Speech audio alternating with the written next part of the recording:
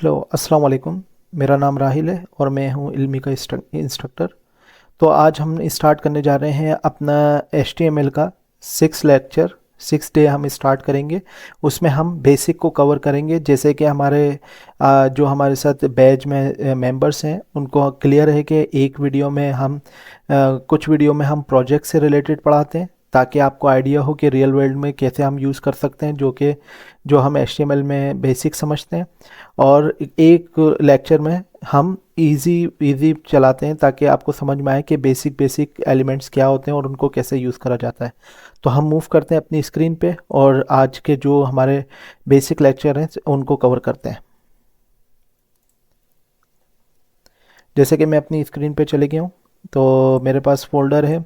हमारा जो आज का क्लास है वो 6 डे क्लास है। तो मैं इसको ओपन कर लेता हूँ विजुअल स्टूडियो कोड पे और हम देख लेते हैं कि आज हम किन किन चीज़ों पे वर्क करेंगे। जैसे मैंने लिखा CMD और मैं इधर जैसे CMD लिखने के बाद मैं इधर लिख देता हूँ कोड। ये शॉर्टकट है कमांड लाइन से।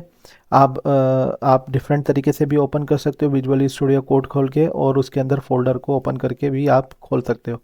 लेकिन ये तरीका मुझे अच्छा लगता है तो मैं इस तरह से करता हूँ। आप क्या करोगे, जैसे ही इंटर करोगे तो आपके पास इस तरह से आपके पास फोल्डर ओपन हो जाएगा जिस फोल्डर में आपने इसको ओपन करा होगा।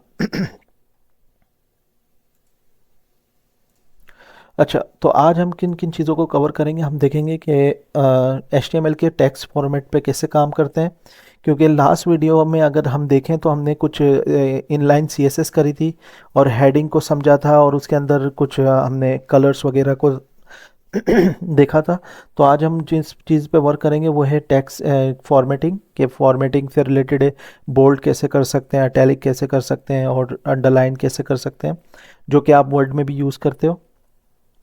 उसके बाद हम कोटेशन को देखेंगे कि HTML में कोटेशन के कुछ साइन है, कि जैसे आपने देखा होगा कि जैसे ही आप लेटर्स लिखते हो तो उसके एंड में कोटेशन से रिलेटेड होता है या एड्रेस से रिलेटेड होता है, कि एड्रेस का कुछ फॉर्मेट ही डिफरेंट होता है। उस फॉर्मेट को देखेंगे और HTML के कमेंट्स को समझेंगे कि कमेंट्स क्या है और हमें क्यों यूज़ करने पड़ते हैं। इसके बाद हम कलर्स को देखेंगे। अगर आपको याद हो जो बेसिक लेक्चर था उसमें हमने जो HTML के कलर्स हैं उनको हमने यूज़ करा था, लेकिन हमने सिर्फ और सिर्फ नाम यूज़ करके यूज़ करा था। जैसे हमने रेड ब्लू ग्रीन करके यूज़ करा था। अब हमें इस लेक्चर में हम समझेंगे RGB कलर कौन से होते हैं और RGBA कलर क्या होता है, कि क्या डिफरेंस है इसमें, और हेक्सा कलर कौन से होते हैं, उनको कैसे यूज़ करा जाता है।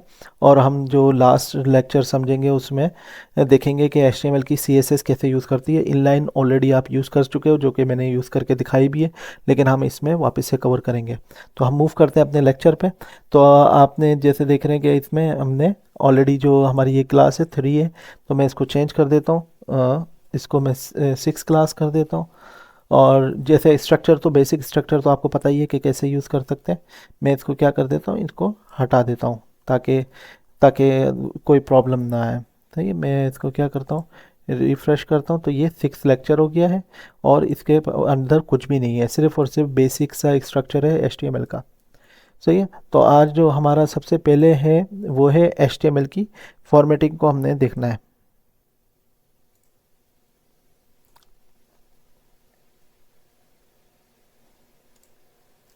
अच्छा, HTML की फॉर्मेटिंग में से क्या मुराद है, जैसे मैंने बताया कि टैलिक होता है, बोल्ड होता है और अंडरलाइन होता है। तो हम इसको कैसे यूज़ कर सकते हैं, जैसे मैं यूज़ कर लेता हूँ H2 यूज़ कर लेता हूँ। आपको पता है कि H2 की पहले से ही कुछ ना कुछ स्टाइलिंग है। मैं इसमें लिख देता हूँ this is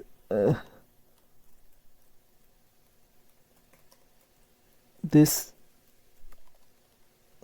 lecture day 6।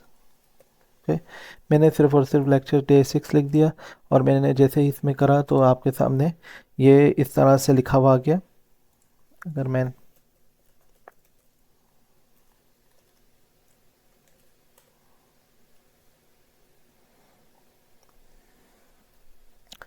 Lecture day 6 मैंने इसमें लिखा है, तो इस तरह से आपके पास ऑलरेडी इसकी कोई ना कोई स्टाइलिंग आ रही है।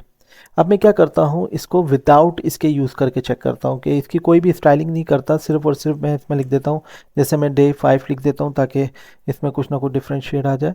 ये ऑलरेडी हमें थोड़ा सा बोल्ड दिख रहा है क्योंकि H2 जो है हेडिंग है उसकी ऑलरेडी कोई ना कोई स्टाइलिंग है, तो इसकी वजह से ये दिख रहा है। अब मैं क्या यूज़ करता हूँ, इसके बाद इसके अंदर कुछ एलिमेंट्स दिए गए हैं कि आपको अगर बोल्ड करना है तो हम क्या कैसे यूज़ कर सकते हैं। ये जो है ये बाय डिफ़ॉल्ट बिल्कुल सिंपल है, इसमें कोई स्टाइलिंग नहीं है।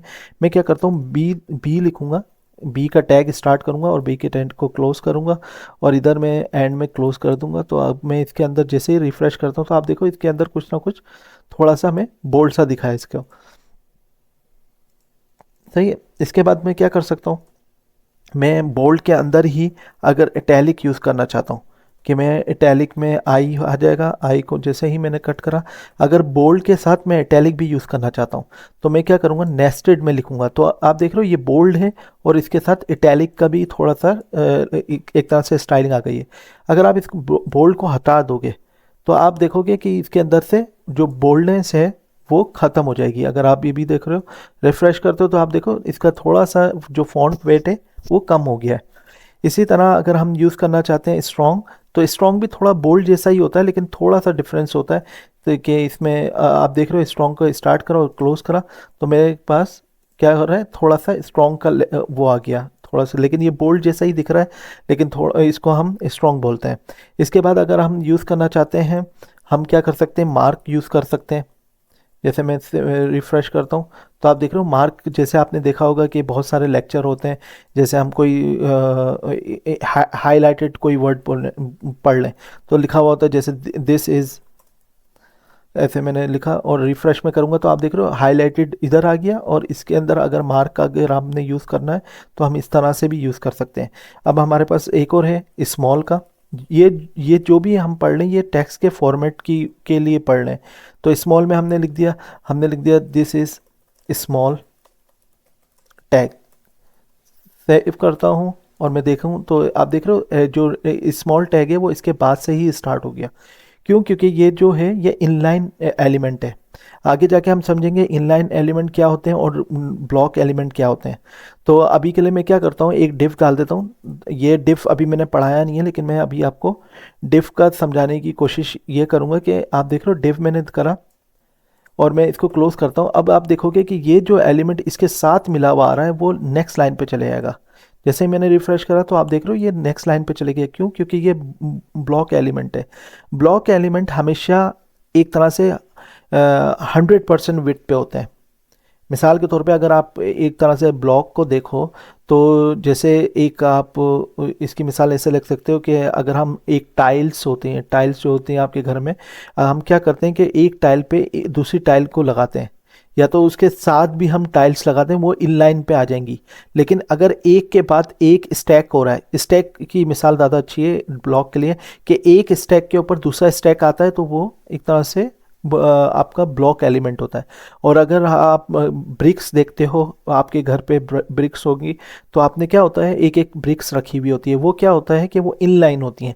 अगर आप देखो तो हर ब्रिक्स के साथ दूसरी ब्रिक्स भी आ रही होती है, इसके बाद तीसरी आ रही होती है, तो इस तरह से वो इन लाइन कहलाते हैं। तो अभी मैंने थोड़ा सा उसको क्लियर करा है, आगे जाके हम और क्लियर करेंगे जब हम डिफरेंट लेक्चर में जाएंगे। अभी हम फॉर्मेटिंग से रिलेटेड हम समझ रहे हैं। अब क्या करता हूँ, मैं इधर लिखता हूँ, जैसे मैंने एक और टैग लिया और इधर मैं क्या करता हूँ, डिफ के अंदर DEL लिखता हूँ, डिलीट का एक है। अब मैं क्या करता हूँ, रिफ्रेश करता हूँ तो आप देख रहे हो कि बहुत सारी जगह ऐसा होता है कि डिलीट हुआ सेंटेंस होता है और इसके अंदर इसके बाद ये आ रहा होता है। जैसे आपने एक पैराग्राफ देखा और उसके अंदर क्या हुआ कि हाईलाइटेड भी है और हाईलाइटेड के साथ डिलीट भी आप लगाना चाहते हो, तो आप क्या करोगे, हाईलाइटेड के इधर लग करके डिफ के अंदर मार्क के साथ करा जाए तो थोड़ा सा अच्छा लगेगा। मैं लिख देता हूँ दिस इज़ DEL टैग। मैंने DEL टैग लिखा तो आप देख रहे हो कि ऐसे लिखा हुआ होता है कि ये चेंज करके रिप्लेस करके ये हाईलाइटेड टेक्स्ट आता है। तो आप इसको डिफरेंट डिफरेंट तरीके से कर सकते हो। एक नेस्टेड ब्लॉक, एक टैग के अंदर दूसरे टैग को भी यूज़ कर सकते हो। जैसा आप चाहोगे उसको यूज़ कर सकते हो, आपकी जैसी रिक्वायरमेंट हो। इसके बाद हम आ जाते हैं कि आपने ऐसे देखा होगा कि आपके पास बहुत दफ़ा ऐसा होता है कि इस तरह का टैग होता है। उसको हम जो कहते हैं सब कहते हैं सब सब स्क्रिप्ट टैग्स और हम कहते हैं सुपर स्क्रिप्ट टेक्स्ट। वो कैसे होता है, अगर मैं इधर लिखता हूँ, जैसे मैं, आपने देखा होगा सेकंड लिखा होता है, फर्स्ट और सेकंड लिखा होता है। जैसे मैंने 1 लिखा और एस टी लिखूंगा, तो आप देखोगे फर्स्ट जो है वो लिखा हुआ आ रहा है कुछ इस तरह से, लेकिन मैं चाहता हूँ कि एस जो एस टी है वो थोड़ा सा ऊपर आ जाए। अगर आपने देखा हो तो उसको मैं मुझे अचीव करना है, तो मैं क्या लिखूंगा, इधर मैंने सब लिखा और इसके अंदर मैंने क्या करा, जो एस टी इधर था वो इसके अंदर लिख दिया। तो आप जैसे रिफ्रेश करोगे तो ये नीचे आ गया, सब वाला जो है वो नीचे सब स्क्रिप्ट में आएगा, जो नीचे की साइड पे आएगा। और अगर मैं इसको सब की जगह सिर्फ और सिर्फ पी लिख दूँ, सुपर स्क्रिप्ट लिखूँ, तो आप देखोगे ये फर्स्ट इस तरह से आ रहा है। तो इस तरह से करके आप एक तरह से टेक्स्ट की फॉर्मेटिंग कर सकते हो। तो हमारा ये जो टेक्स्ट का जो लेक्चर था वो इधर तक ही था। अब हम आगे बढ़ते हैं, हम देखते हैं हमारा जो सेकंड लेक्चर है वो किससे रिलेटेड है। हमारा है सेकंड लेक्चर कोटेशन से रिलेटेड। आप इसकी एग्जाम्पल करोगे तो आपको थोड़ा सा क्लियर होगा, और अगर आपको समझ नहीं आएगा तो हम गिटहब पे भी इसको डाल देंगे, ताकि आपको उधर से भी कोड मिल जाए, ताकि आप उसकी प्रैक्टिस कर सको। अब मूव करते हैं हम, जैसे मैं इधर लिख देता हूँ, मैं H1 का टैग डाल के इधर लिख देता हूँ TXT टैक्स फॉर्मेट। फॉर्मेट मैंने लिख दिया, टेक्स्ट फॉर्मेट से रिलेटेड था। अब मैं क्या करता हूँ, इधर एक HR डाल देता हूँ, ताकि थोड़ा सा हमें पता चले कि हमने इधर क्या सीखा और इधर क्या हम सीख रहे हैं। सेव मैंने करा। अब हम क्या करते हैं, आप देख रहे हो ये टेक्स्ट फॉर्मेट से रिलेटेड मैंने काम करा है। और भी टैग हैं, जैसे टैलिक और बोल्ड मैंने मिटा दिया, तो आप इसको खुद से प्रैक्टिस करोगे तो आपका ज़्यादा अच्छा रहेगा। और अगर कोई रिसोर्सेज होंगी तो वो भी हम आपके साथ शेयर कर देंगे। अब मैं मूव करता हूँ, हमारे पास जो सेकंड है। अब मैं क्या करता हूँ, इसको जो HTML कोटेशन है इसको हम उठा लेते हैं, और इधर मैं लिख देता हूँ H1 और HTML कोटेशन। अब HTML कोटेशन हम जैसे कि मैंने बताया कि आपको ज़्यादातर एड्रेस के या ईमेल के नीचे आपने देखा होगा योर सिंसियरली मैनेजर या टीचर, इस तरह से लिखा हुआ होता है। तो उसको अगर अचीव करना है तो हमें कैसे करेंगे, और जैसे बहुत दफ़ा ऐसा होता है ब्लॉक कोट्स में लिखा हुआ होता है। तो जैसे लिखा हुआ है, जैसे मैं अगर इधर जाऊँ और मैं लिखता हूँ विकीपीडिया। विकीपीडिया में मैंने क्या करा, विकीपीडिया में मैं लिख देता हूँ HTML से रिलेटेड ही लिख देता हूँ, विकीपीडिया HTML। तो ये मैंने जैसे ही इस पर क्लिक करा, मैं ये वाला विकीपीडिया पे देख लेता हूँ। अगर आप देख रहे हो कि इसमें कैसे लिखा हुआ है कि ये जो है ये थोड़ा सा टेक्स्ट आ रहा है। अब मुझे क्या करना है, टेक्स्ट के साथ मैं चाहता हूँ कि HTML लिखा हुआ आ जाए और उसके नीचे टेक्स्ट लिखा हुआ आ जाए। मैंने क्या करा, द विकीपीडिया से मैंने करा इधर से लेकर और इधर तक मैंने एक टेक्स्ट को कॉपी कर लिया। अगर आप ये देखो तो ये भी सुपर स्क्रिप्ट की मदद से लिखा हुआ है। लेकिन अभी हमें क्या करना है, मैंने कहीं क्लिक कर दिया है। मैं क्या करूँगा, फॉर्मेटिंग से रिलेटेड मैंने इधर से इधर तक ले लिया। अगर मैं इसको सिंपल सा ऐसे लिख देता हूँ फॉर्मेटिंग से रिलेटेड, तो आप देखोगे इसका कोई स्टाइलिंग वगैरह नहीं है, वो सिर्फ और सिर्फ HTML कोटेशन आ रहा है और एक तरह से विकीपीडिया का साइन आ रहा है। अब मैं क्या करता हूँ, एक मैं ब्लॉक कोड के यूज़ करता हूँ। जैसे मैं क्या करता हूँ, मैं इसमें लिखता हूँ ब्लॉक कोड, इसका एक तरह से टैग है, और इसके अंदर मैं क्या करता हूँ, जो हमारा ये टेक्स्ट था इसको उठा के इसके अंदर रख देता हूँ। सही। और मैंने जैसे ही रिफ्रेश करा तो आप देख रहे हो कि कैसे वो साइड से एक तरह से साइड में हो गया। अगर आप इसको विदाउट इसके देखो तो ये फुल उसमें आ रहा था, अब आप देखो तो साइड से भी स्पेसिंग आ रही है और इधर भी स्पेसिंग आ रही है। अगर मैं एक बार वापस से इसको वो कर दूं इधर से, ये हम अगले लेक्चर में कमेंट को समझेंगे कि ये कैसे करा है मैंने। आप रिफ्रेश करोगे, अब देखो आप ये कैसे इसके अंदर चले गया। अब इसी तरह ब्लॉक कोड से रिलेटेड लिख सकते हो। जैसे मैं क्या करता हूँ, मैंने क्या करा, ब्लॉक कोड लिखा और इसके अंदर मैं लिख देता हूँ, जैसे मैं इसका टाइटल लिख देता हूँ, इसका टाइटल जैसे H2 लिख देता हूँ ताकि हमें वो कोटेशन से मिक्स ना हो। इधर मैंने लिख दिया HTML। ओके। अब आप देखोगे ब्लॉक ब्लॉक कोड इधर आ रहा है और इसके ऊपर जो है H2 आ रहा है। अब आप देखोगे तो ये एक तरह से फॉर्मेटिंग बन गई है। सही है, इस तरह से हम ब्लॉक कोड को यूज़ करते हैं। अब अगर हम आगे आते हैं तो आगे हम एक तरह से एड्रेस को यूज़ करने की कोशिश करते हैं। अगर हम देखें तो हमें कोई एड्रेस अगर किसी का दिख जाए, जैसे मैं इधर लिखता हूँ गूगल एड्रेस से, अगर मैं गूगल ऑफिस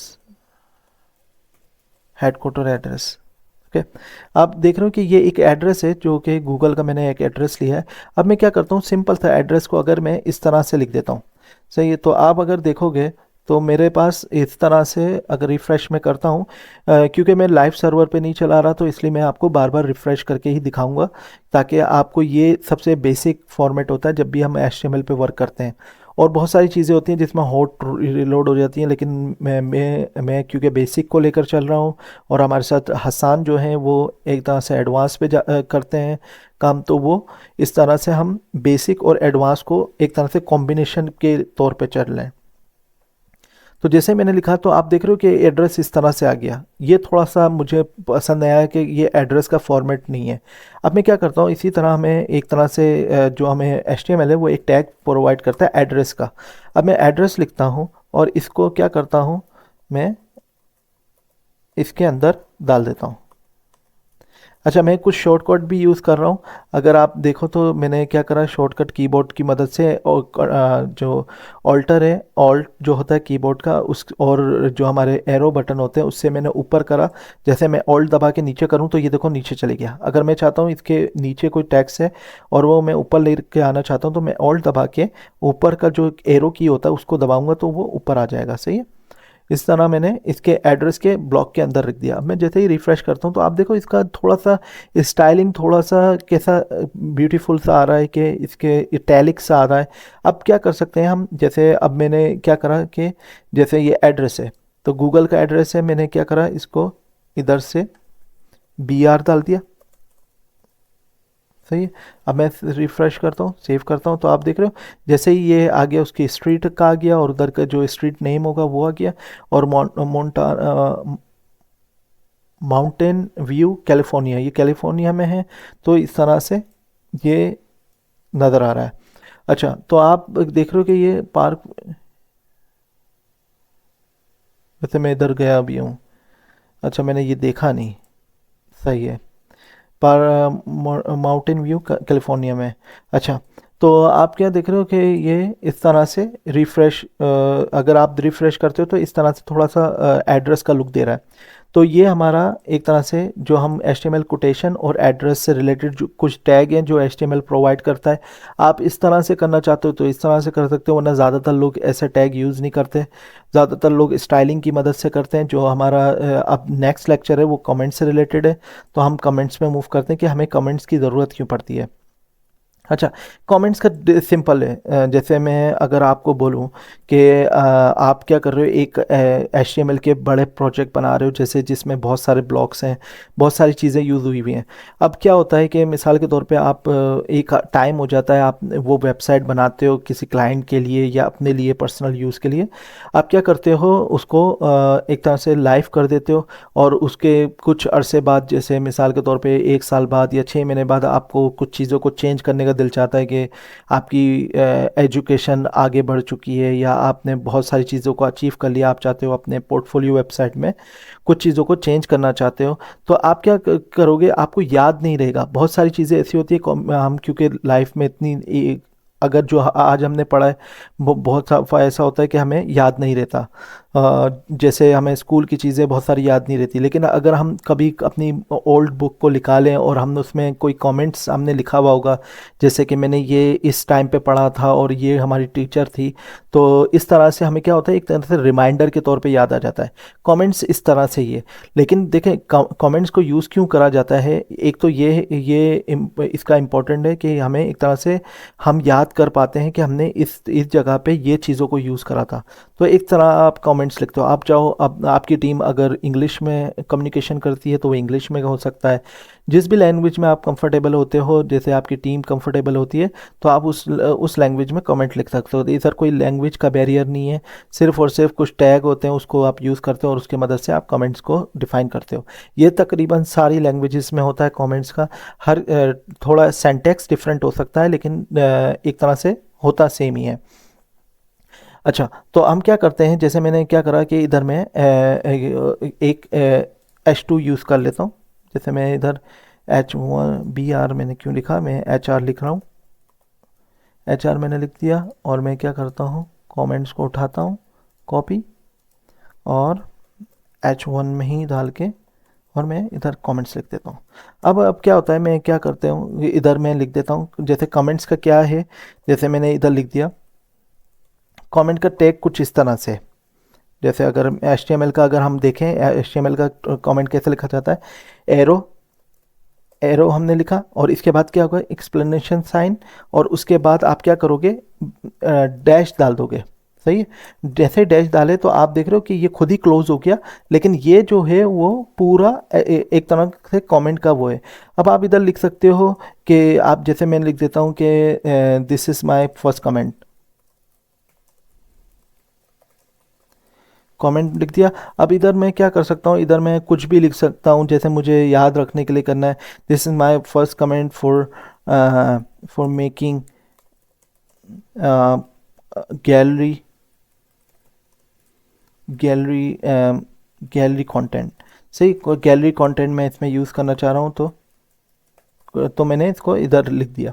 अब क्या होगा कि जैसे मेरी टीम भी है, तो अब ये तो मेरे याद के लिए तो एक अच्छा है कि मेरे को हिस्ट्री के तौर पे मेरे को याद रहेगा, लेकिन मेरी टीम है, उनको मुझे बताना है कि देखें मैंने इधर ये चीज़ करी है, इधर मैंने ये लॉजिक लगाया, तो मैंने क्या करा, इधर हम लिख दिया है कि आप इस लॉजिक को इस तरह से भी कर सकते हो। सही है, तो इस तरह से भी मेंटेन होता है। और एक और चीज़ भी ये है कि अगर आप इधर देखो, जैसे ही मैंने इधर अगर आप देखो कि ये मैंने this is my first comment लिखा, और इधर मैं लिख देता हूँ H4 में यूज़ करते हुए लिख देता हूँ दिस इज़ H4।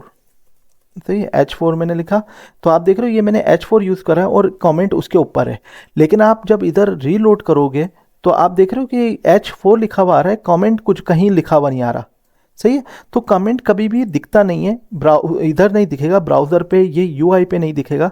अगर आप इसको इंस्पेक्ट एलिमेंट पे जाके देखते हो तो आपको देखने के लिए ये मिलेगा कि यहाँ पर जैसे ये H4 है, ये देख रहे हो आप, कंसोल में आप इस कमेंट को देख सकते हो, इस ब्राउज़र की स्क्रीन पे नहीं देख सकते। सही है, तो एक एक तरह से आपको ये समझाने का ये है कि आप इसको ब्राउज़र पे नहीं देख सकते, इसको आप एक तरह से आपकी याद दहानी के लिए रखा जाता है और आपकी टीम के लिए कि आप एक नए प्रोजेक्ट पे वर्क कर रहे हो और उसमें क्या क्या चीज़ों में चेंजेस हो रही है। सही है, तो ये इस तरह से हम कमेंट को यूज़ कर सकते हैं। सही है, अब मैं क्या करता हूँ, मैंने मिसाल के तौर पे मेरा मल्टी लाइन कंटेंट है। सही है, अब मैं क्या करूँगा, मैं मेरा अगर मल्टी लाइन कंटेंट है, मैं इधर से सबको सेलेक्ट कर लिया। सही है, क्योंकि मैं चाह रहा हूँ इतना बड़ा मेरा कंटेंट है, हमेशा तो एक लाइन पे तो नहीं होगा, अब मल्टीपल लाइन है, तो मुझे क्या करना है, कंट्रोल और बैक स्लैश को क्लिक करना है। तो आप देख रहे हो इस तरह से आपका मल्टी लाइन कमेंट हो जाएगा। लेकिन अगर आप चाहते हो कि आपका मल्टी लाइन कमेंट क्या हो, कि इस तरह से हो, तो आप क्या करो, इसको कहाँ पर एंड करोगे, इधर एंड नहीं करोगे, इधर एंड करोगे। सही है, जहाँ तक आपको कमेंट करना है वहाँ पर एंड करना है, और कभी भी कमेंट को ओपन नहीं रखना। अगर आप ओपन रखोगे तो इससे क्या प्रॉब्लम होगी, अगर आप देखना चाहो, अगर मैंने देखो इसको ओपन रख दिया, तो आप देख रहे हो जो हेड है और बॉडी है वो एक तरह से कमेंट में चले जा चुकी हैं। सही है, तो अगर मैं इसको सेव करता हूँ तो आप देखोगे कि नीचे का जो एरिया है वो अभी तो आपको नहीं दिख रहा है इस पे, क्योंकि ये इस पे बहुत ज़्यादा चीज़ें स्टैटिक ही है। लेकिन मैं जैसे ही इंस्पेक्ट एलिमेंट करता हूँ तो आप देखोगे इसके जो बॉडी है ये इसके अंदर ही आ चुकी है। दिख रहा है आपको, ये बॉडी और ये सारी चीज़ें ये इसके अंदर ही आ चुकी है। तो बेहतर ये रहता है कि कहाँ पर कमेंट ख़त्म हो रहा है वहीं पे उसको एंड कर दिया जाए। सही है, तो कमेंट को हम इस तरह से यूज़ कर सकते हैं। अब मैं आगे इस पे मूव करता हूँ तो हमारे पास क्या आ जाता है, कलर्स आ जाते हैं। देखो ये कलर्स का इम्पोर्टेंट है कि हम कलर्स को क्यों क्यों यूज़ करते हैं। बेसिकली आपको ये तो क्लियर ही है कि हमने लास्ट क्लास में भी कलर्स को यूज़ करा था। कलर्स एक इम्पॉर्टेंट चीज़ है, क्योंकि हर चीज़ में कलर ही नज़र आता है। अगर आप हाईलाइट देखो तो एक तरह से आपके समझने के लिए हाईलाइट में भी कलर ही यूज़ करा गया है। बैकग्राउंड कलर है लेकिन वो कलर ही है। सही है, अगर मैं क्या करता हूँ, मैंने लास्ट क्लास में जो हमने एक चीज़ को देखा था, मैंने क्या करता हूँ, दिस इज़ कलर। सही है, कलर मैंने यूज़ करा, और इधर क्या है H1 का अगर हम देखें तो कोई स्टाइल के अंदर आई थिंक कलर का टैग है। अगर मैं चेक करना चाहूँ, मैं क्या करता हूँ, रेड लिख देता हूँ। सही, कलर रेड लिखा मैंने और इसको मैं सेव करता हूँ। तो हमारे पास इधर कोई इसका मतलब ये कोई इसका एट्रीब्यूट नहीं है। सही। ये मैं ऐसे ट्राई करने की कोशिश कर रहा था ताकि अगर आप एट्रीब्यूट कोई ऐसा एट्रीब्यूट यूज़ करते हो जो कि एग्जिस्ट नहीं करता तो उसका कोई मतलब नहीं होगा। सही है। लेकिन ये HTML एक तरह से केस सेंसिटिव नहीं है। इसके अंदर आप स्मॉल में लिखो या कैपिटल में लिखो उससे कोई फ़र्क नहीं पड़ता। तो ये इसमें इस चीज़ का काफ़ी फ़ायदा है। सही। आप क्या करोगे, इसको स्टाइल लिखते हो। सही। स्टाइल में मैंने क्या करा,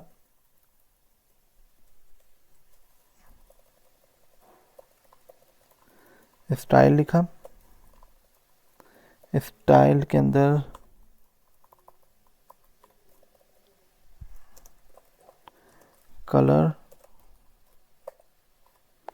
कलर रेड करा मैंने। ये रिफ्रेश में करता हूँ इधर से, तो आप देख रहे हो इसका कलर रेड हो गया। अब ये जो कलर है वो एक सिंपल, आपको इसके नाम पता है तो आप इसको इस तरह से रेड लिख रहे हो, पर्पल पता है, बहुत सारे कलर के नाम आपको पता होंगे, जैसे ऑरेंज हो गया, ब्लू हो गया, ग्रे हो गया, ये तो आप उनके नाम से लिख लोगे। लेकिन बहुत सारे कलर्स ऐसे होते हैं जिनका हमें पता ही नहीं होता कि ये किस कॉम्बिनेशन का कलर है। सही है? तो उसके लिए हम ज़्यादातर जो यूज़ करते हैं वो यूज़ करते हैं हम हेक्सा कलर या RGB कलर। सही है। अब हेक्सा कलर और RGB कलर में क्या डिफरेंस आ जाता है, देखिए जो हेक्सा कलर है वो कुछ ना कुछ ऐसे अल्फ़ाबेटिक में होंगे। जैसे ही मैं इधर सेलेक्ट करता हूँ तो ये देख रहे हो आप, ये जैसे ही मैंने इसको चेंज करा तो ये आपको 3-4 कलर के नाम दिखा रहा है। लेकिन अभी जो हम क्लास में कवर करना चाह रहे हैं वो हेक्सा कलर को कवर करना चाह रहे हैं और RGB कलर को। अब जितने भी कलर्स हैं वो इन्हीं कॉम्बिनेशन के बेसिस पे ही बनते हैं, रेड ग्रीन ब्लू। लेकिन हेक्सा कलर जो है वो एक तरह से कोड के बेसिस पे वो देता है। अगर आप देखो RGB कलर में ये आपको, जैसे ही मैंने इसमें मिसाल के तौर पे मैं ये ग्रीन को सिलेक्ट कर लेता हूँ। सही। तो ये क्या कर दिया, ये एक तरह से डिजिट में दे रहा है 34 1 कोमा 159 कोमा 49। तो ये तो एक कलर हमें समझ आ गया कि ये RGB कलर है। सही है। अब मैं जैसे ही रिफ़्रेश करता हूँ तो आप देख रहे हो इसके इसके क्या हो रहा है कि एक तरह से कलर पे आपको दिख रहा है कि ये RGB कलर के दिखा रहा है। अब RGBA क्या होता है, अगर आप देखोगे RGBA कलर भी होता है। तो अब हमें कैसे, अगर मैं चाहता हूँ एक बैकग्राउंड देना, जैसे मैं चाहता हूँ बैकग्राउंड इसके साथ देना चाहता हूँ ताकि ज़्यादा अच्छे से समझ आएगा कि RGBA कलर कैसे यूज़ होता है और क्यों यूज़ करते हैं इसको। सही। मैंने इसको एक तरह से रेड ही लिख दिया। सही है। अभी मेरे को RGB कलर के डेफिनेटली याद को ही रहेंगे, इतने इतने हार्ड है कि वो है हेक्सा कलर। तो आप जैसे ही इस पर क्लिक करोगे तो आपके पास RGB कलर का वो आ गया। आपने क्या करा, इसको क्योंकि आपने ग्रीन यूज़ करा है तो उसके पीछे जो कलर है, जैसे मैं यूज़ कर लेता हूँ, रेड कर लेता हूँ। सही। रेड कलर यूज़ करा। तो आप अगर कॉम्बिनेशन कोई मेरा इतना ख़ास नहीं है, लेकिन मैं एक तरह से सिर्फ समझाने के लिए, तो आप देख रहे हो ग्रीन के पीछे रेड कलर आ रहा है। सही है। अब मैं क्या करता हूँ इसको, अब मैं चाहता हूँ कि ये बहुत डार्क आ रहा है, मैं चाहता हूँ थोड़ी सी इसके अंदर ओपेसिटी भी आए और थोड़ा सा लाइट कलर हो जाए। देखिए लाइट आप डायरेक्ट उसके बेसिस पे कर सकते हो, RGB के बेसिस पे भी। लेकिन जो ओपेसिटी कम होती है वो एक कलर के पीछे वाले कलर के पीछे की ओपेसिटी कम होती है। ये आगे चल के आपको ज़्यादा डिटेल में समझ आएगा जब हम कोई प्रोजेक्ट बना रहे होते हैं, या आप देखोगे भी जो हमने हसन ने प्रोजेक्ट बनाया उसमें भी RGB कलर को यूज़ करा है या हेक्सा कलर को यूज़ करा है।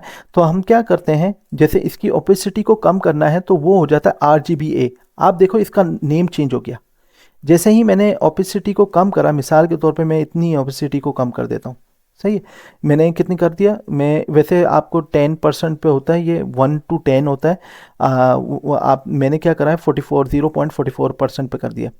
तो आप क्या देख रहे हो, मैंने जैसे ही ये कलर पे आ गया, ये रहा आपका बैकग्राउंड। और इसके अंदर आप देखोगे जैसे ही मैं सेव करता हूँ और रिफ़्रेश करता हूँ, आप देखो इसका कलर लाइट हो गया। ये हमने कलर वही रखा है जो रेड कलर है, डार्क रेड, लेकिन हमने उसकी ओपेसिटी को कम कर दिया, जैसे एक तरह से ट्रांसपेरेंट की साइड पे लेकर आ गए। जो फोटोशॉप करते हैं या आपने कभी देखा फोटोशॉप अगर यूज़ करा हो तो उसमें हम ज़्यादातर ये ऐसे ही ट्रांसपेरेंट करने के लिए यूज़ करते हैं। कलर सेम ही रहता है, लेकिन अगर मैं कलर के कॉम्बिनेशन को चेंज कर दूंगा तो वो डिफरेंट कलर हो जाएगा। लेकिन ओपेसिटी को चेंज कर दूंगा तो वो वही कलर रहेगा लेकिन उसकी ओपेसिटी कम हो जाएगी। सही है। तो हमने क्या करा है कि एक RGBA एक सॉलिड कलर कहलाता है, और RGB जो कलर होता है वो एक सॉलिड कलर होता है। लेकिन RGBA एक तरह से सॉलिड कलर के साथ उसकी ऑपेसिटी को कम करता है। सही है, ये एक तरीका हो गया कि आप एक तरह से RGB यूज़ कर सकते हो। अब यही चीज़ मैं क्या करता हूँ, हेक्सा कलर के साथ यूज़ करता हूँ। कोई ज़्यादा डिफरेंस नहीं है, लेकिन एक तरह से कोड और कॉन्फ़िगरेशन का सिर्फ डिफरेंस है। अब मैं क्या करता हूँ, मुझे अब चाहिए इसको RGB में नहीं चाहिए, हेक्सा कलर में चाहिए। अब मैंने जैसे ही करा, अब आप देखो कि यही कलर हेक्सा कलर में डिफरेंट कोड के अंदर आ रहा है, #2299F31। सही है। अब मैंने क्या करा, सेव करा। मैं देखना चाहता हूँ कि ऐसा तो नहीं है कि कहीं चेंज हो रहा है। मैं रिफ्रेश करूँगा, वही कलर है। सही है, क्यों? क्योंकि ये इधर से उसी कलर में आ गया। अगर मैं चेंज करता हूँ, डिफरेंट कलर कर देता हूँ, मिसाल के तौर पे मैं थोड़ा सा इस कलर में लेकर आ जाता हूँ, थोड़ा ऑरेंज ब्राउन करके कुछ कलर है, तो आप देख रहे हो कि हेक्सा कलर का कोड कुछ इस तरह से आता है। अब मैं इसी चीज़ को बैकग्राउंड पे इम्प्लीमेंट करने की कोशिश करता हूँ और रिफ्रेश करता हूँ, तो आप देख रहे हो इसका ये कलर हो गया। अब मैं क्या करता हूँ, इसको बैकग्राउंड भी मुझे हेक्सा कलर में चाहिए। अब आप देख रहे हो हेक्सा कलर आ गया, लेकिन हेक्सा कलर के साथ इसके डिजिट ज़्यादा आ रहे हैं। तो वो क्यों आ रहे हैं? क्योंकि हमने इसको ऑपेसिटी दी हुई है। अब जैसे ही मैं इसके कलर को पूरा सॉलिड कलर कर देता हूँ, तो आप देखोगे कि इसका कलर बिल्कुल सॉलिड कलर में आ रहा है। लेकिन जैसे ही मैं इसको रिफ्रेश सेव करता हूँ और रिफ्रेश करता हूँ, तो आप देख रहे हो इसका सॉलिड कलर में आ रहा है। जैसे ही मैं चाहता हूँ इसके अंदर ऑपेसिटी चेंज हो जाए, तो मुझे क्या करना पड़ेगा, इसको आप ऑपेसिटी को 1208 करके भी कर सकते हो, लेकिन अगर आप इसको ऐसे करोगे तो ज़्यादा अच्छे से आएगा। और अगर आप देखो तो बैकग्राउंड भी इसमें नज़र आ रहा है, तो इससे आपको पता चल रहा है कि कलर वही है, लेकिन ऑपेसिटी कम हो चुकी है बैकग्राउंड की। सही है, तो इसलिए इस तरह से हम हेक्सा कलर और जो RGB कलर को यूज़ करते हैं। लेकिन इसके अंदर जो RGB कलर है उसके अंदर अगर A आ जाए, एक तो इसका मतलब है कि हम ऑपेसिटी पे वर्क कर रहे हैं। और इसी तरह अगर जो हेक्सा कलर है उसके अंदर डिजिट ज़्यादा हो जाए, जो कॉमन डिजिट होते हैं जो हेक्सा कलर के विदाउट ऑपेसिटी होते हैं, वो होते हैं हैश के बाद FF2 हो गए, 5 कलर होते हैं, 6 कलर होते हैं, सॉरी आई थिंक, हाँ 6 कलर होते हैं। 6 डिजिट का एक हेक्सा कलर बनता है, लेकिन अगर ऑपेसिटी दे दो तो उसका कलर का एक डिजिट ज़्यादा हो जाएगा। सही है, आप देख रहे हो मैंने एक डिजिट दिया, आप देख रहे हो वो डिजिट एक डिजिट ज़्यादा ज़्यादा हो जाएगा। वो हो सकता है कॉम्बिनेशन कैप वो न्यूमेरिक का हो या अल्फ़ाबेटिक हो, तो उससे कोई मैटर नहीं करता। ये हेक्सा कलर के अगर आप देखना चाहोगे तो आप इधर लिखोगे कि HTML कलर लिखोगे, तो आपको भी इधर से बहुत सारे आइडियाज़ मिल जाएंगे। HTML कलर कोड्स की वेबसाइट है, इधर से आप जाके हर किस्म का कलर को उठा सकते हो। अगर आपको इस आईडी या आपका कंपैटिबल नहीं है कि उसके अंदर ऐसे कलर्स दिखें, तो आप इस वेबसाइट पे जाके HTML कलर कोड्स पे भी जाके डिफरेंट डिफरेंट कलर्स को कॉम्बिनेशन बना के अपनी जो नीड है उसके मुताबिक आप यूज़ कर सकते हो। सही। तो आज की क्लास में हमने इधर तक कंप्लीट कर लिया कि कलर्स को समझ लिया, जिसमें हमने 2 कॉम्बिनेशन समझे, हेक्सा कलर और ये डिफरेंट कलर। सही है, तो अब हम मूव करते हैं अपने स्टाइल पे, जो जो ज़्यादातर लोगों को अभी भी प्रॉब्लम आ रही है कि वो उनका कहना ये है कि हमारी जो हम HTML CSS सही कर लेते हैं, लेकिन हमारा जो वो है वो कलर जो हमारी स्टाइलिंग है वो अटैच नहीं होती, और उसकी वजह से हमारे पास एरर आता है। तो अब हम देखेंगे कि जो हमारी इनलाइन है और ऑन पेज है और एक्सटर्नल में क्या डिफरेंस होता है। सही है, अच्छा, तो अब हम आ जाते हैं इधर। जैसे मैंने इधर इनलाइन तो ऑलरेडी मैं यूज़ कर ही रहा हूँ, आपको ऑलरेडी मैंने क्लासेस में समझा भी दिया था। अब मैं क्या करता हूँ, अब मैं क्या चाह रहा हूँ कि मैं चाह रहा हूँ मेरे पास H1 बहुत सारे हैं। सही है, जैसे मैंने 3 कलर के H1 ले लिए और इसमें लिख दिया H1 एक ही टैग है, मतलब इसमें मैं लिख देता हूँ जैसे जैसे इसमें लिख देता हूँ 1 2 और 3। आपका कंटेंट डिफरेंट हो सकता है, मेरे पास अभी कंटेंट का कोई इतना आइडिया नहीं आ रहा है। इंपॉर्टेंट ये है कि आपको बेसिक समझ आ जाए। तो कंटेंट तो कुछ भी हो सकता है जैसा आपको यूज़ करना हो। सही। अब आप देख रहे हो कि मुझे क्या करना पड़ रहा है, मुझे अगर यही कलर बार बार देना है, तो मुझे क्या करना है, इनलाइन पे क्या प्रॉब्लम आ रहा है कि आप देख रहे हो इसको मुझे हर हेडलाइन, ये जो कलर समझ नहीं आ रहा मुझे, मैं इस कलर को ना चेंज कर देता हूँ।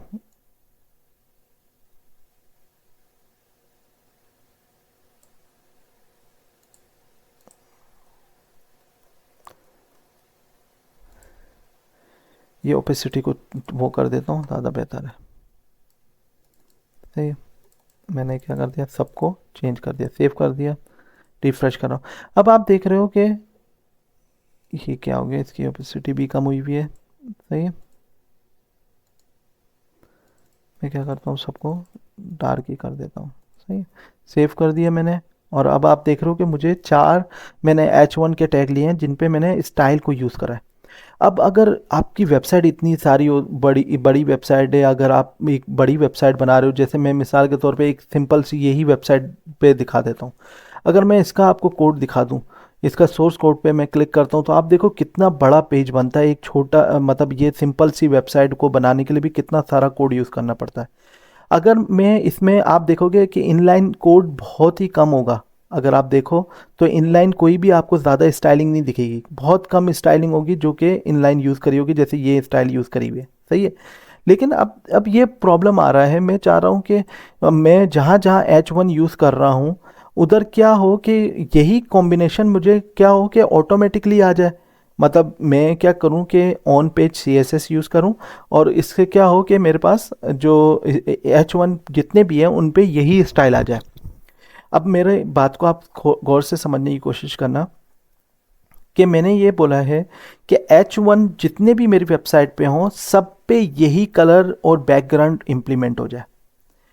अगर इन केस डिफरेंट करना है मुझे, कुछ H1 को डिफरेंट करना है, तो मुझे उसके लिए डिफरेंट स्ट्रैटेजी यूज़ करने की होगी। उसके लिए हम आईडी और क्लास को यूज़ करते हैं, वो हम आगे जाके समझेंगे।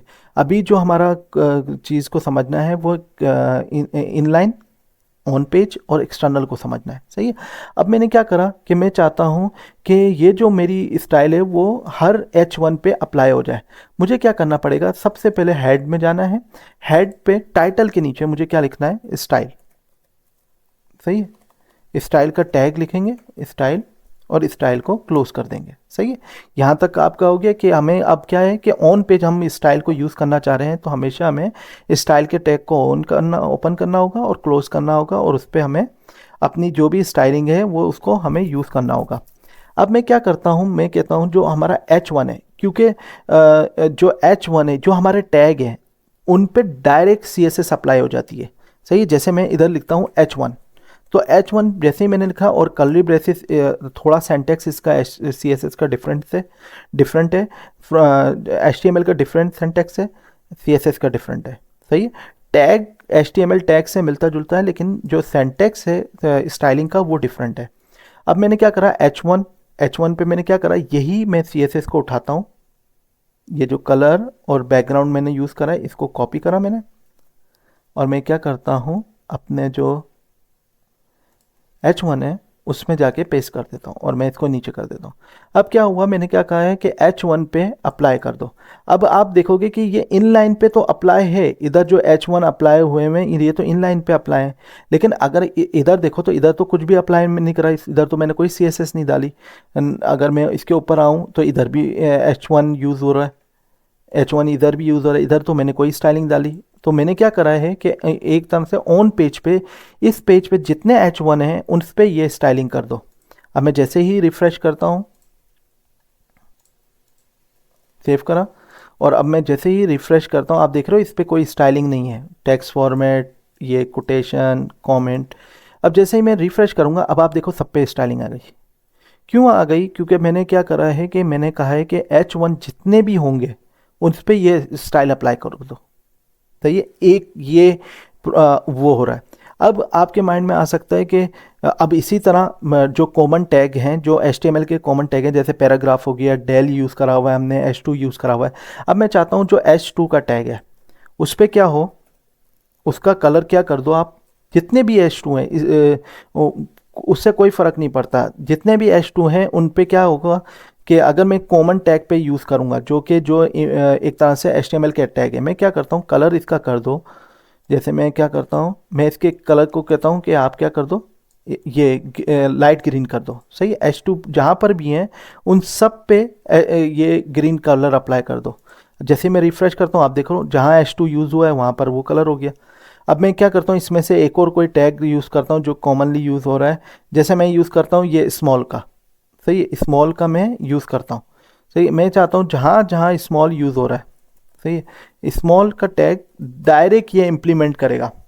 सही है, इसमें मैं क्या कर दिया, मैंने यूज़ करा, मैं चाहता हूँ जो बैकग्राउंड है, जो बैकग्राउंड है ये क्या हो जाए, ये इस कलर का हो जाए, लेकिन मैं डिफरेंट कर देता हूँ ताकि आपको ज़्यादा ये एक तरह से ब्लू, पर्पल ब्लू हो जाए। सही है, जहाँ जहाँ एक तरह से स्मॉल यूज़ करा गया है। जैसे मैं करता हूँ तो आप देखो ये आपको दिख रहा है। लेकिन अब आप बोलोगे कि मैं तो कोई भी टैग लिखूँ ये इस पे हो जाएगा। अगर आप लिख दो ABC मिसाल के तौर पे, ABC का कोई एक तरह से मैं इधर एक तरह से टैग भी बना देता हूँ मिसाल के तौर पे, ये HTML के अंदर एग्जिस्ट नहीं करता है। हाँ, ये टैग ये मैं ऐसी ही आपको बना के दिखा रहा हूँ। ABC मैंने एक टैग बनाया, सही है, उसके अंदर लिख देता हूँ, इसके अंदर मैं लिखता हूँ दिस टैग्स इज़ ABC। सही है, मैंने दिस इज़ ABC लिख दिया। सही है, अब मैंने रिफ़्रेश करा, अब ये इसको इसको 1 मिनट के लिए हटा देता हूँ। आप देखोगे कि मैंने एक टैग बना दिया जो कि ABC का है, जो कि HTML में एग्जिस्ट नहीं करता। सही है, मैंने अपने से कोई भी नाम लगा के कर दिया। ये जो हैं H1 div del ये सारे HTML के बाय डिफ़ॉल्ट टैग हैं। सही है, लेकिन ये जो है ABC ये मैंने खुद ही ने बनाया है अभी। अब मैं रिफ़्रेश करता हूँ, अब आप देखोगे ABC तो लिखा हुआ आ गया, लेकिन अब मैं क्या करता हूँ, मैं क्या ABC पे भी स्टाइलिंग अप्लाई कर सकता हूँ डायरेक्ट। जैसे ये स्मॉल पे अप्लाई हो गई, इस तरह मैंने ABC भी तो बनाया है टैग, क्या इस पे अप्लाई करेगा टैग? मैं जैसे ही करता हूँ इसका बैकग्राउंड को चेंज करने की कोशिश करता हूँ, यही कोड को यूज़ कर लेता हूँ मैं, ताकि आपको कोई प्रॉब्लम ना हो कि कोड अगर डिफरेंस लगे। अब आप देख रहे हो इस पे बैकग्राउंड पे, लेकिन आप देखो इधर टैग भी यूज़ करा है और इधर मैंने सिंपल सा ABC भी यूज़ करा है। अब मैं जैसे ही रिफ़्रेश करता हूँ तो आप देख रहे हो कि इसके ऊपर भी एक तरह से स्टाइलिंग आ गई। क्यों आ गई? क्योंकि वो उसको समझ आ गया कि ये ABC आपकी फ़ाइल में जहाँ टैग यूज़ हुआ है वो उसको भी अप्लाई कर देगा। सही है, तो इस तरह से आप क्या कर सकते हो, जितने भी आपके पास जो बाय डिफ़ॉल्ट टैग्स आपने टैग बनाए होंगे HTML में, वो भी उस पे भी स्टाइलिंग आप अप्लाई कर सकते हो। सही है, ये तो हो गया आपके पास ऑन पेज। अच्छा, इधर एक और प्रॉब्लम आ जाता है, आप बोलते हो कि जैसे अब ये हर H1 पे अप्लाई कर रहा है, लेकिन मैं चाहता हूँ कि ये जो पहला H1 है इसका कलर तो चेंज हो, कलर मुझे इसका वाइट चाहिए, मुझे ये ब्राउन कलर नहीं चाहिए। अब क्या कर सकते हो आप, इधर से जाके कर सकते हो। सबसे पहले क्या कर सकते हो, इधर इधर जो H1 है, ये H1 आपने यूज़ करा है, इसमें स्टाइल डालो इनलाइन पे, और इस पर बोल दो कलर, कलर पे इसको कर दो वाइट। सही है, मैंने इसको ये वाइट दे देता हूँ। सही, ये वाइट कलर मैंने ले दिया, ये RGB कलर लिया, मैं इसको वाइट ही लिख देता हूँ ताकि हेक्सा कलर में यूज़ कर लेता हूँ। सही है, कोई डिफरेंस नहीं है। सही है, आप ऐसे कंफ्यूज नहीं होगा कि कोई डिफरेंस है, सिर्फ इस कोड का नाम ये हेक्सा कलर का कोड का नाम ये है। सही है, मैं रिफ़्रेश करता हूँ तो आप देखो कि बाकी कलर के जो H1 है, जबकि मैंने H1 तो यूज़ करा हुआ है, लेकिन क्या हो रहा है कि सबसे प्रायोरिटी पे जो स्टाइलिंग होती है ना, वो हमेशा इनलाइन स्टाइलिंग होती है। सही है, सबसे प्रायोरिटी पे स्टाइलिंग इनलाइन होती है, इसके बाद होती है ऑन पेज, और उसके बाद होती है एक्सटर्नल। लेकिन एक्सटर्नल और ऑन पेज पे, मिसाल के तौर पे एक्सटर्नल और ऑन पेज पे अगर इंपोर्ट का टैग लगाते हैं, मिसाल के तौर पे मैंने इधर इस अब H1 लिखा है ना, एक कलर यूज़ कर लिया H1 का। अब मैं क्या करता हूँ, इस पे कहता हूँ कि H1 पे जहाँ H1 यूज़ हो उधर यही कलर होना चाहिए, और इसमें इंपॉर्टेंट का टैग मैंने लिख दिया कि इंपॉर्टेंट यही होना चाहिए। तो आप देख रहे हो उसने इसको भी प्रायोरिटी नहीं दी, इन लाइन को भी प्रायोरिटी छोड़कर सबसे पहले उसने क्या फोकस करा, जहाँ पर इंपोर्ट लिखा हुआ है, ये ज़्यादातर हम यूज़ नहीं करते, लेकिन मैं आपको सिर्फ और सिर्फ डिफ्रेंशिएट बनाने की कोशिश कर रहा था कि सबसे जो प्रायोरिटी होती है ना, वो होती है पहले इन लाइन की होती है, फिर इसके बाद ऑन पेज की होती है, फिर एक्सटर्नल की होती है। सही है, स्टाइल अप्लाई करने के लिए अगर एक H1 पे आप अप्लाई करना चाहते हो जो कि हर जगह सेम ही आ रहा है, लेकिन एक जगह आप डिफरेंट करना चाह रहे हो या दो जगह, सही है, वहाँ पर आप उसको एक तरह से H1 दोगे। अच्छा, इसके बाद क्या होता है कि अगर आप क्या करते हो, एक्सटर्नल और इंटरनल ऑन पेज पे इंपोर्ट यूज़ कर लेते हो, तो वो सबसे ज़्यादा प्रायोरिटी उसी उसी स्टाइलिंग को देगा जो जिस पे इंपोर्ट हुआ होगा। सही है, लेकिन हम ये ज़्यादा यूज़ नहीं करते, इसलिए आप इस पे यूज़ नहीं करेगा, लेकिन ये एक तरह से टैग है जो मुझे लगा कि बताना ज़रूरी है। सही है, अब क्या हो गया कि मैंने क्या कर दिया कि एक तरह से डिफरेंट टैग्स डाल के मैंने यूज़ कर दिया टेक्स्ट फॉर्मेट वगैरह। अब आ जाता है बात कि मैं मिसाल के तौर पे, अब यहाँ तक तो सही है, अब क्या मैं वही बात आ जाएगी कि मैं मेरे पास मल्टीपल H1 है, तो मैं क्या बार बार 2 के लिए इनलाइन यूज़ करूँ, 5 के लिए ऑफ ऑन पेज यूज़ करूँ, और उसको कैसे मैंने मैनेज करूँ। तो उसके लिए आ जाता है क्लास और आईडी। सही है। तो आपने जो प्रोजेक्ट हसान करा रहे होते हैं उसमें ज़्यादातर वो क्लासेस को ही यूज़ कर रहे होते हैं। सही है। अब क्या करते हैं, हम यूज़ करते हैं जैसे H1 के साथ मैं चाहता हूँ कि जो H1 है, ये 2 H1 है। जैसे मिसाल के तौर पे मैं 2 H1 इधर कर देता हूँ, मैंने 2 H1 बना दिए। मैं चाहता हूँ इन H1 पे क्या हो कि एक तरह से क्लास लगा के मैं क्या करता हूँ, इसको ना एक डिफरेंट दे देता हूँ, नाम दे देता हूँ। मैं क्या करता हूँ कि मैं एक क्लास बनाता हूँ। हमेशा क्लास जो स्टार्ट होती है वो होती है डॉट से। ठीक है। आईडी स्टार्ट होती है हैश से, पाउंड साइन से, जिसको आप हैश भी बोलते हैं या पाउंड भी बोलते हैं, बहुत सारे लोग पाउंड भी बोलते हैं। तो आप क्या करोगे, हमेशा आईडी जो स्टार्ट होती है, इसमें भी डिफरेंस है कि आप एक क्लास के अंदर मल्टीपल क्लासेस यूज़ कर सकते हो, लेकिन आईडी सिर्फ और सिर्फ सिंगल होती है। सही है। वो आगे आगे आपको समझ आएगा, जब हम जावा स्क्रिप्ट पे जाएंगे और चीज़ों पे जाएंगे तो आपको ज़्यादा अच्छे से समझ आएगा। अभी मैं इतना आपको हार्ड हैवी लेवल पे नहीं लेके जाऊंगा जिससे आपका माइंड ही वो डाइवर्ट हो जाए कि भाई इतना हार्ड पढ़ा दिया।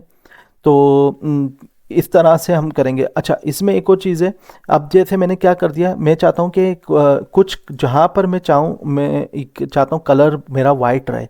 तो मैं क्या चाहता हूँ कि एक क्लास बना दूँ, उसके अंदर कलर वाइट दे दूँ, और जहाँ मैं यूज़ करूँ वहाँ पर वो वाइट कलर आना चाहिए। अब मैंने क्या लिखा, डॉट, मैं कुछ भी नाम लिख सकता हूँ, सही, जो मुझे समझ में आए। आप एक मीनिंगफुल नाम लिखोगे तो ज़्यादा अच्छे से समझ आएगा। मीनिंगफुल नाम नहीं लिखोगे, जैसे ABCD 1 2 3 ये चीज़ें करके लिखोगे तो वो समझ कभी भी नहीं आएगा। तो हमेशा कोशिश करो कि जैसे कोई भी चीज़ आप कर रहे हो, कोडिंग में कर रहे हो या फाइल्स बना रहे हो, उनके नेमिंग कन्वेंशन हो, तो कोशिश करो कि उसका कुछ ना कुछ मीनिंगफुल मतलब हो। सही है? मैंने लिख दिया टेक्स्ट वाइट। सही। अब मुझे समझ आ रहा है कि मैं टेक्स्ट वाइट से रिलेटेड बात कर रहा हूँ। तो मैंने क्या करा कि कलर करा, कलर। अब मैंने क्या यूज़ करा, मुझे पता है कि हेक्सा कोड क्या है वाइट का, तो 3 बार F लिखो या 6 बार F लिखो तो वो वाइट कलर हो जाता है। अब मुझे क्या करना है, इधर से मैंने स्टाइल को हटा देता हूँ। जहाँ जहाँ मुझे यूज़ करना है, क्लास लिखा, क्लास के बाद इधर वाइट टेक्स्ट, बस मुझे क्या करना है, वाइट टेक्स्ट। अब आप देखो कि इधर तो मैंने इनलाइन यूज़ करा है, इधर मैंने क्लास को यूज़ करा है, क्या दोनों पे अप्लाई करेगा? तो डेफिनेटली वो अप्लाई करेगा। तो आप देख रहे हो अप्लाई हो गया। ठीक है। रिफ्रेश भी मैंने कर दिया, अप्लाई हो गया। अगर मैं देखना चाहता हूँ कि थोड़ा सा कलर चेंज करके कि पता चले कि हाँ ये वाकई में अप्लाई हो रहा है, मैं क्या करता हूँ, इसको थोड़ा सा नियॉन कलर कर देता हूँ। मैंने जैसे ही रिफ्रेश करा, आप देख रहे हो आप क्लास पे कलर हो गया। अब मैं क्या करता हूँ, वही वाइट कलर जो है, मैंने वाइट कलर लेना है, और जहाँ जहाँ मैं यूज़ करना चाहता हूँ, जिस H1 पे यूज़ करना चाहता हूँ, ये इस तरह से अप्लाई हो जाएगा। सही है। तो आप देख रहे हो कि मैंने आपको क्लास भी समझा दी, इसमें इनलाइन भी समझा दी, ऑन पेज भी, और अब ये सारी चीज़ें समझा चुका हूँ। अब देखें, अब नेक्स्ट चीज़ आ जाती है एक्सटर्नल। एक्सटर्नल की ज़रूरत क्यों पड़ती है? जैसे अब मैं एक पेज, ये होम पेज बनाया मैंने। सही है। होम पेज पे क्या है कि मेरे पास ज़ाहिर सी बात है वेबसाइट है, उसमें मल्टीपल पेजेस होंगे।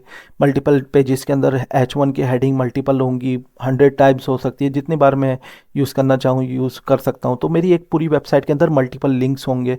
तो क्या मैं बार बार हर पेज के अंदर ऑन पेज ही स्टाइलिंग करूँ? तो ये थोड़ा सा प्रॉब्लम क्रिएट करता है। तो इससे बेहतर नहीं है कि मैं एक्सटर्नल कर दूं और जिधर मुझे पेज में यूज़ करना है मैं उधर यूज़ कर लूं। तो उसके लिए हमें क्या करना पड़ता है, जैसे मैं इसकी एक मिसाल ये दे देता हूँ कि मैंने मिसाल के तौर पे एक और पेज बनाया, contact.html का। सही है।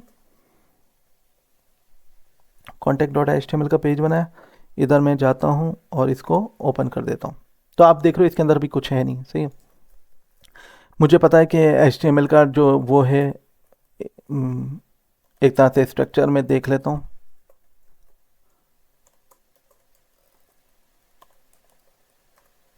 HTML का स्ट्रक्चर नहीं मिल रहा। हाँ ये रहा। सही है। HTML का स्ट्रक्चर इसने खुद ही ने दे दिया। सही। इधर मैंने टाइटल में लिख दिया, कॉन्टैक्ट लिख दिया, कॉन्टैक्ट अस का फॉर्म है। सही है। इधर मैंने क्या कर दिया, इधर मैं लिख देता हूँ H1 कर देता हूँ, और इधर ताकि आपको समझ आ जाएगा कि ये क्यों मैं एक्सटर्नल यूज़ करना चाहता हूँ। सही है। मैंने लिख दिया कॉन्टैक्ट। आप देख रहे हो इसमें कोई भी स्टाइलिंग नहीं है, कुछ भी नहीं है, सही है। मैंने क्या करा, एक और एक मैं क्या करता हूँ, एक फ़ाइल बना लेता हूँ। मैं आउटसाइड भी बना सकता हूँ, लेकिन अगर आप एक फ़ोल्डर के अंदर बना के रखोगे तो ज़्यादा अच्छे से रहेगा, आपका एक तरह से फाइल मैनेजमेंट अच्छी रहेगी। आप क्या करोगे, आप आप डायरेक्ट भी फाइल बना सकते हो। ज़्यादा बेहतर रहेगा कि आप एक फ़ोल्डर बनाओ, उसके अंदर काम करो। CSS मैंने लिखा, क्योंकि जाहिर सी बात है ये कैस्केड स्टाइल शीट है, तो मैंने क्या करा, कैस्केड लिखा, CSS लिखा। इसकी शॉर्ट फॉर्म है, तो मैंने क्या करना है, एक इधर फाइल बनानी है, फाइल स्टाइल डॉट CSS। आप नाम कुछ भी लिख सकते हो, स्टाइल, वेबसाइट, कुछ भी आप लिखना चाहते हो, जो लिखना चाहते हो लिख दो, सही है। लेकिन जितना इजी नाम लिखोगे, समझ में आने वाला नाम लिखोगे तो ज़्यादा अच्छा रहेगा। डॉट CSS डालना ज़रूरी है, जैसे हमने HTML की एक्सटेंशन डाली है उसी तरह CSS की डालना ज़रूरी है। जैसे मैंने इधर लिखा है स्टाइल। अब मैं क्या करता हूँ, ये जो मैंने स्टाइल इधर बनाया हुआ है, मैं क्या करता हूँ, इस स्टाइल को उठा के कॉपी करके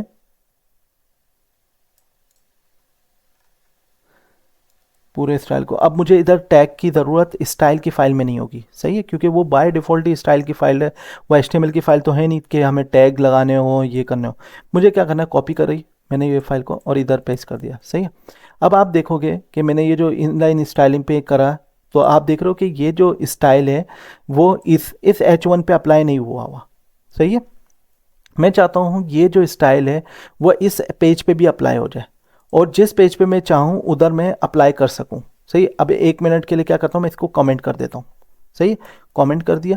कमेंट इस बेसिस पे भी करा जा सकता है, एक तो याद दहानी के लिए भी करा जा सकता है, और एक ऐसा भी करा जा सकता है कि भाई एक कोड को आप डिलीट नहीं करना चाहते, आप उधर ही रखना चाहते हो, कि वो इम्पोर्टेंट है, लेकिन हो सकता है कुछ रीज़न की वजह से हमें उस कोड को एक तरह से हाइड करना है वेबसाइट से, तो आप उसे कमेंट पे भी रख सकते हो। ये भी एक यूज़ केस है इसका, सही है। अब मैंने क्या करा, रिफ्रेश करा, तो आप देखोगे सारी स्टाइलिंग चली गई, सिर्फ और सिर्फ ये स्टाइलिंग लगी क्योंकि ये इनलाइन स्टाइलिंग है, सही है।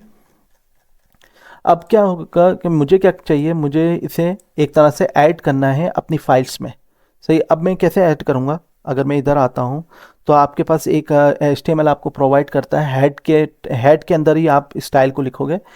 सबसे पहले लिंक लिंक के वो बोलते हैं कि लिंक करो किससे, एक तरह से रिलेशनशिप आप बताओ, इसका क्या रिलेशनशिप है, तो आप बताओगे स्टाइल शीट, सही, स्टाइल शीट बता दी।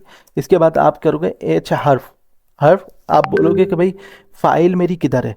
ये सबसे इंपॉर्टेंट है कि आपको पता होना चाहिए आपका फाइल कहाँ पर है, तो सबसे पहले आप डॉट यूज़ करो और स्लैश लगाओ, तो आपको वो ऑटोमेटिकली सजेशन दे देगा कि इस फोल्डर के अंदर कौन कौन से फोल्डर अवेलेबल हैं। तो आपको पता है कि CSS का फोल्डर है, और CSS के फोल्डर के अंदर मेरी स्टाइल शीट है, सही है। तो जैसे ही मैंने इंटर करा तो आप देख रहे हो स्टाइल आ गया।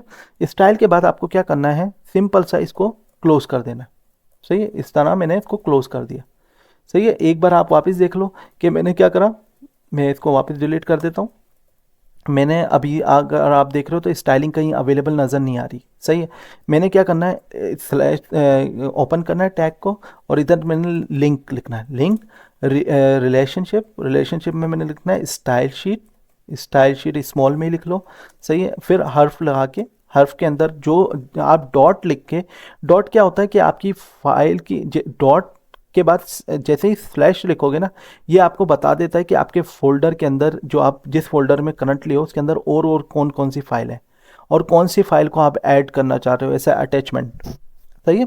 तो आप क्या करोगे, आप बोलोगे कि इधर CSS का फोल्डर है, और आपको पता होनी चाहिए आपकी एग्जैक्ट लोकेशन कहाँ पर CSS एग्जिस्ट करती है, सही है।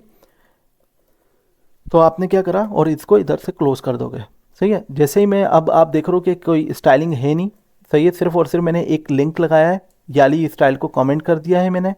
अब क्या होगा कि वो इसको एक्सटर्नल वे में यूज़ करेगा, जैसे आप देख रहे हो कि हसान हर प्रोजेक्ट के अंदर एक्सटर्नल ही यूज़ कर रहा होता है, सही। जैसे ही मैं रिफ्रेश करता हूँ आप देख रहे हो सारी स्टाइलिंग आ गई, सही है। अब मुझे यही स्टाइल जो है, एक तरह से जो H1 पे स्टाइल यहाँ पर हुआ है, वही स्टाइल आपका मुझे इधर भी चाहिए। मुझे क्या करना होगा, इसी को या तो कॉपी कर लो, या उधर जाके यही चीज़ आप क्या कर दोगे, टाइटल के नीचे लिख दो या ऊपर लिख दो, इससे कोई फ़र्क नहीं पड़ेगा, सही है। नीचे भी लिख सकते हो या ऊपर, जो आपको बेहतर लगे।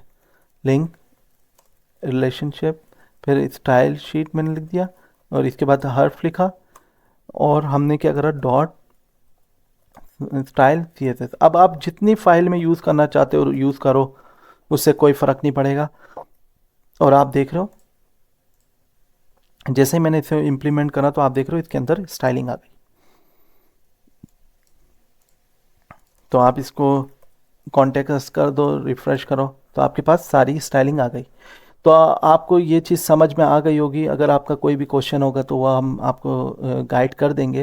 लेकिन आप देख रहे हो कि हमने इस जो चैप्टर है उसमें ये फॉर्मेटिंग, कोटेशन, कमेंट्स और जितने हमने चीज़ों को समझ सकते थे हमने समझ लिया ऑन पेज। और इस तरह से हमने हर चैप्टर पे जितना हमारा कंटिन्यू कर सके हमने कर लिया। अब आपका ये है कि आपको ये इससे ही रिलेटेड टास्क होगा कि आपको ये सारी चीज़ों को एक तरह से कॉपी करना है और हमें गिटहब का जो भी हमारा फीडबैक फॉर्म होगा उसके थ्रू हमें डिलीवर करना है। तो और अगर आपका कोई भी क्वेश्चन हो तो आप ग्रुप में पूछ सकते हो। देखो अगर आप क्वेश्चन पूछोगे तो हमारे लिए ज़्यादा अच्छा होगा और आपके लिए ज़्यादा अच्छा होगा। सही है। आप लोग इधर सब सीखने आए हो। सही है। तो आप जितना अच्छे से सीखोगे, जितने क्वेश्चन करोगे, उतना ज़्यादा बेहतर तरीके से हम आपको समझा सकेंगे। सही है। तो मेरे लेक्चर में जो भी प्रॉब्लम आए आप मुझे शेयर करो व्हाट्सएप ग्रुप में। इंशाल्लाह आपको जल्द से जल्द सलूशन मिलेगा। सही है। आपके साथ का बहुत बहुत शुक्रिया। अल्लाह हाफिज़।